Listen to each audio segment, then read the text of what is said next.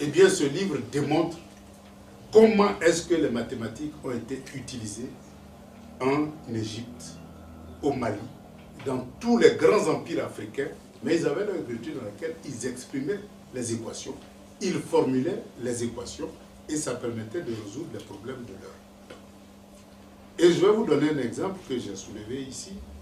C'est surtout tous ceux qui ont fait le collège connaissent ce théorème-là qu'on appelle le théorème de Thalès. Alors, ce théorème-là, bon, évidemment, ce n'était pas le théorème de Thalès, hein. Thalès ne connaissait pas ça du tout. Eh bien, c'était en Égypte où on construisait les pyramides. Eh bien, Thalès était parti en Égypte et son maître lui a demandé de mesurer la hauteur d'une pyramide. Il dit non, lui, il ne peut pas monter sur la pyramide pour mesurer la hauteur de la pyramide. Il lui a dit, bon, c'est très bien, comme vous ne pouvez pas monter sur la hauteur de la pyramide, mesurez au moins ma hauteur. Donc évidemment, c'est simple, 1 mètre et quelques, c'est facile. Donc il mesure la hauteur du maître.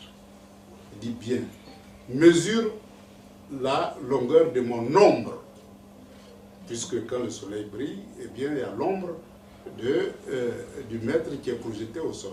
Donc il mesure. Il dit quel est le rapport entre la longueur de mon ombre et ma hauteur. Il dit ah oui, vous faites 1m70, mais l'autre fait 65, donc c'est 2 fois moins. Ok. Mesure maintenant l'ombre de la pyramide. Donc il mesure l'ombre de la pyramide. Il dit déduit la hauteur de la pyramide. Donc évidemment, il multiplie par 2 et il a la hauteur de la pyramide. Il dit mais vous avez la réponse à votre question. Donc vous êtes capable de calculer la hauteur de la pyramide par la mesure de l'ombre de la pyramide. Et c'est ça le théorème de Thalès.